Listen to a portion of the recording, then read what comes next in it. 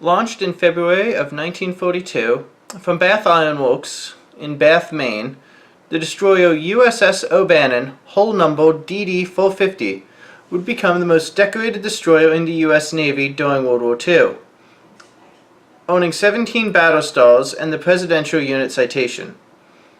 However, the USS O'Bannon would also have a truly unique encounter. On the morning of April 5, 1943, the ship spotted the Imperial Japanese submarine RO-34 sitting on the surface.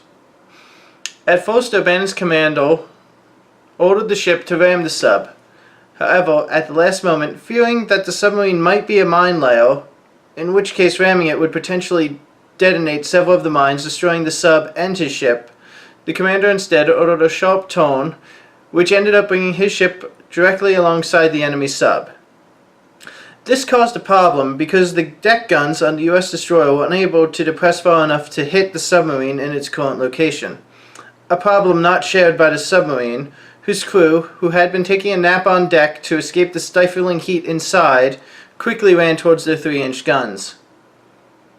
In response to this, the American sailors reached for the closest thing they had on hand, which, far from being a sidearm, ended up being potatoes. At this point, they started throwing the potatoes down upon the Japanese submarine. Due to the fact that it was very early morning and still quite dark, the Japanese thought the potatoes were grenades.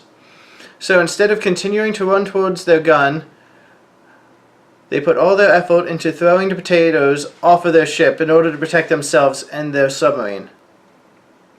During this, the commander of the O'Bannon used his time to get the ship far enough away from the submarine that he could bring his guns to bear. He fired several shots at the submarine, damaging the conning tower before the sub was able to submerge, at which point the O'Bannon finished the job using depth charges. In commemoration of his resourceful use of materials on hand to destroy the enemy submarine, the crew of the ship was awarded a plaque from the potato growers of the state of Maine, which read, "For their ingenuity in using our now proud potato to sink a Japanese submarine."